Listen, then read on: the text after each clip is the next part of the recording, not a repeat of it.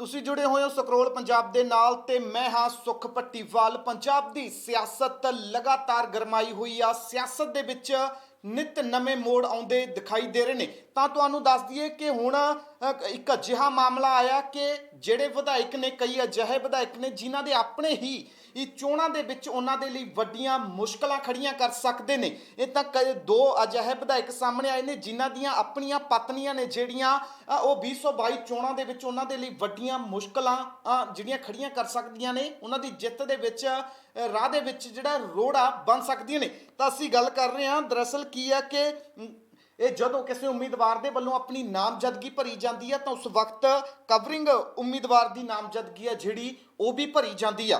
ਦਰਅਸਲ ਕੀ ਹੁੰਦਾ ਕਿ ਇਹ ਫਾਰਮ ਦੇ ਵਿੱਚ ਕੋਈ ਕਮੀ ਨਾ ਰਹਿ ਗਈ ਹੋਵੇ ਜਾਂ ਡਾਕੂਮੈਂਟ ਨੇ ਜਿਹੜੇ ਉਹ ਕੰਪਲੀਟ ਨਾ ਹੋਏ ਹੋਣ, ਜਿਸ ਦੇ ਚੱਲਦੇ ਆ ਜਦੋਂ ਉਮੀਦਵਾਰ ਦੀ ਨਾਮਜ਼ਦਗੀ ਭਰੀ ਜਾਂਦੀ ਹੈ ਤਾਂ ਨਾਲ ਫਿਰ ਇੱਕ ਕਵਰਿੰਗ ਉਮੀਦਵਾਰ, ਜੇ ਕੋਈ ਦਿੱਕਤ ਹੋਵੇ ਤਾਂ ਫਿਰ ਕਵਰਿੰਗ ਉਮੀਦਵਾਰ ਨੂੰ ਆ ਜਿਹੜਾ ਉਹ ਚੋਣ ਨਿਸ਼ਾਨ ਮਿਲ ਜਾਂਦਾ। ਤੇ ਇਹ ਖਾਸ ਕਰਕੇ ਕੀ ਹੁੰਦਾ ਕਿ ਜਿਹੜਾ ਲੀਡਰ ਆਪਣੀ ਉਮੀਦਵਾਰੀ ਭਰਦਾ ਤਾਂ ਫਿਰ ਉਹਨਾਂ ਦੀ ਪਤਨੀ ਜਾਂ ਫਿਰ ਉਹਨਾਂ ਦੇ ਪਰਿਵਾਰ ਦੇ ਵਿੱਚੋਂ ਕੋਈ ਹੋਰ ਪਰਿਵਾਰਿਕ ਮੈਂਬਰ ਹੈ ਜਿਹੜਾ ਉਹ ਆਪਣੀ ਨਾਮਜ਼ਦਗੀ ਭਰਦਾ ਹੁੰਦਾ। ਪਰ ਦਰਅਸਲ ਜੇ ਉਹਨਾਂ ਨੂੰ ਚੋਣ ਨਿਸ਼ਾਨ ਮਿਲ ਜਾਵੇ ਤਾਂ ਫਿਰ ਜਿਹੜੀ ਉਹ ਨਾਮਜ਼ਦਗੀ ਹੁੰਦੀ ਹੈ, ਕਵਰਿੰਗ ਨਾਮਜ਼ਦਗੀ, ਉਹ ਵਾਪਸ ਲੈਣੀ ਹੁੰਦੀ ਆ। ਪਰ ਦੋ ਅਜਿਹੇ ਇਹ ਲੀਡਰ ਨੇ, ਦੋ ਅਜਿਹੇ ਉਮੀਦਵਾਰ ਨੇ ਜਿਨ੍ਹਾਂ ਦੇ ਪਰਿਵਾਰਕ ਮੈਂਬਰ, ਮਤਲਬ ਉਹਨਾਂ ਦੀਆਂ ਪਤਨੀਆਂ ਨੇ ਜਿਹੜੀਆਂ ਉਹ ਆਪਣੀਆਂ ਨਾਮਜ਼ਦਗੀਆਂ ਵਾਪਸ ਲੈਣਾ ਭੁੱਲ ਗਈਆਂ ਨੇ, ਜਿਸ ਦੇ ਚੱਲਦਿਆਂ ਹੁਣ ਆਜ਼ਾਦ ਉਮੀਦਵਾਰ ਦੇ ਵਜੋਂ ਉਹ 2022 ਪੰਜਾਬ ਵਿਧਾਨ ਸਭਾ ਚੋਣਾਂ ਦੇ ਚੋਣ ਮੈਦਾਨ ਦੇ ਵਿੱਚ ਉਤਰ ਸਕਦੀਆਂ ਨੇ। ਤਾਂ ਪੰਜਾਬ ਦਾ ਸਿਆਸੀ ਅਖਾੜਾ ਪੂਰੀ ਤਰ੍ਹਾਂ ਗਰਮ ਨਜ਼ਰ ਆ ਰਿਹਾ, ਆਪਣੇ ਹੀ ਕਈਆਂ ਦੀਆਂ ਮੁਸ਼ਕਲਾਂ ਵਧਾਉਂਦੇ ਨਜ਼ਰ ਆ ਰਹੇ ਨੇ। ਤਾਂ ਦੋ ਉਮੀਦਵਾਰਾਂ ਦੀਆਂ ਪਤਨੀਆਂ ਨੇ ਜਿਹੜੀਆਂ ਉਹ ਕਵਰਿੰਗ ਉਮੀਦਵਾਰ ਦੀ ਨਾਮਜ਼ਦਗੀ ਵਾਪਸ ਲੈਣਾ ਨੇ ਜਿਹੜਾ ਉਹ ਭੁੱਲ ਗਈਆਂ ਨੇ, ਜਿਸ ਦੇ ਚੱਲਦਿਆਂ ਆਜ਼ਾਦ ਉਮੀਦਵਾਰ ਦੇ ਵਜੋਂ ਚੋਣ ਮੈਦਾਨ ਦੇ ਵਿੱਚ ਖੜ ਸਕਦੀਆਂ ਨੇ। ਜੇ ਕਿਸੇ ਵਿਧਾਇਕ ਨੂੰ ਕੋਈ ਨਹੀਂ ਚਾਹੁੰਦਾ ਕਿ ਉਸ ਨੂੰ ਉਮੀਦਵਾਰ ਅਸੀਂ ਬਣਾਈਏ, ਅਸੀਂ ਉਹਨੂੰ ਜਿਤਾਈਏ, ਤਾਂ ਉਹਨਾਂ ਦੇ ਪਰਿਵਾਰਿਕ ਮੈਂਬਰਾਂ ਨੂੰ ਜਿਹੜੇ ਆਜ਼ਾਦ ਉਮੀਦਵਾਰ ਦੇ ਵਜੋਂ ਚੋਣ ਮੈਦਾਨ ਦੇ ਵਿੱਚ ਹੋਣਗੇ ਤਾਂ ਉਹਨਾਂ ਨੂੰ ਵੀ ਜਿਹੜਾ ਉਹ ਵੋਟ ਪਾ ਸਕਦੇ ਨੇ। ਹਾਲਾਂਕਿ ਬਾਅਦ ਦੇ ਵਿੱਚ ਆਪਸ਼ਨ ਹੁੰਦੀ ਹੈ ਕਿ ਤੁਸੀਂ ਸਮਰਥਨ ਵੀ ਦੇ ਸਕਦੇ ਹੋ, ਸਮਰਥਨ ਦੇ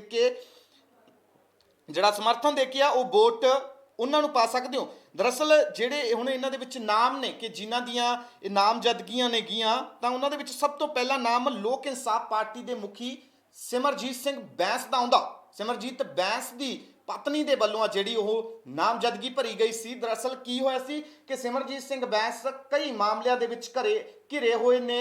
ਇਹ ਕਈ ਮਾਮਲੇ ਉਹਨਾਂ ਦੇ ਖਿਲਾਫ ਨੇ ਜਿਹੜਾ ਕੋਰਟ ਦੇ ਵਿੱਚ ਚੱਲ ਰਹੇ ਨੇ, ਜਿਸ ਦੇ ਚੱਲਦਿਆਂ ਉਹਨਾਂ ਦੀ ਪਤਨੀ ਦੇ ਵੱਲੋਂ ਕਵਰਿੰਗ ਉਮੀਦਵਾਰ ਦੇ ਵਜੋਂ ਜਿਹੜਾ ਨਾਮ ਭਰਿਆ ਗਿਆ ਸੀਗਾ, ਉਮੀਦਵਾਰੀ ਭਰੀ ਗਈ ਸੀ। ਪਰ ਚੋਣ ਨਿਸ਼ਾਨਾ ਜਿਹੜਾ ਉਹ ਮਿਲਣ ਤੋਂ ਬਾਅਦ ਵੀ, ਉਹਨਾਂ ਦੇ ਫਾਰਮ ਨੇ ਜਿਹੜੇ ਉਹ ਕੰਪਲੀਟ ਹੋਣ ਤੋਂ ਬਾਅਦ ਵੀ ਇਹ ਜਿਹੜਾ ਕੀ ਹੋਣਾ ਹੁੰਦਾ ਕਿ ਕਵਰਿੰਗ ਉਮੀਦਵਾਰ ਨੇ ਆਪਣਾ ਨਾਮ ਵਾਪਸ ਲੈਣਾ ਹੁੰਦਾ। ਪਰ ਸਿਮਰਜੀਤ ਸਿੰਘ ਬੈਂਸ ਦੀ ਪਤਨੀ ਦੇ ਵੱਲੋਂ ਆਪਣਾ ਨਾਮ ਆ ਜਿਹੜਾ ਉਹ ਵਾਪਸ ਨਹੀਂ ਲਿਆ ਗਿਆ, ਜਿਸ ਦੇ ਚੱਲਦਿਆਂ ਬੈਂਸ ਦੀਆਂ ਮੁਸ਼ਕਲਾਂ ਵੱਧ ਸਕਦੀਆਂ ਨੇ। ਬੈਂਸ ਦੀ ਪਤਨੀ ਹੀ ਬੈਂਸ ਦੀਆਂ ਮੁਸ਼ਕਲਾਂ ਜਿਹੜੀਆਂ ਉਹ ਵਧਾ ਸਕਦੀ ਆ, ਕਿਉਂਕਿ ਪੰਜਾਬ 2022 ਵਿਧਾਨ ਸਭਾ ਚੋਣਾਂ ਦਾ ਅਖਾੜਾ ਕਾਫੀ ਗਰਮ ਆ। ਸਾਰੀਆਂ ਹੀ ਪਾਰਟੀਆਂ ਦਾ ਪੇਚ ਲਾ ਰਹੀਆਂ ਨੇ ਕਿ ਕਿਸੇ ਨਾ ਕਿਸੇ ਢੰਗ ਦੇ ਨਾਲ ਆਪਣਾ ਵੋਟ ਬੈਂਕ ਆ ਜਿਹੜਾ ਉਹ ਮਜ਼ਬੂਤ ਕਰ ਲਿਆ ਜਾਵੇ। ਤਾਂ ਜੇ ਗੱਲ ਸਿਮਰਜੀਤ ਸਿੰਘ ਬੈਂਸ ਦੀ ਕੀਤੀ ਜਾਵੇ ਤਾਂ ਫਿਰ ਸਿਮਰਜੀਤ ਸਿੰਘ ਬੈਂਸ ਦੀਆਂ ਮੁਸ਼ਕਲਾਂ ਕਾਫੀ ਵਧੀਆਂ ਹੋਈਆਂ ਨੇ, ਕਿਉਂਕਿ ਇੱਕ ਪਾਸੇ ਉਹਨਾਂ ਦੀ ਆਪਣੀ ਹੀ ਪਤਨੀ ਆ ਜਿਹੜੀ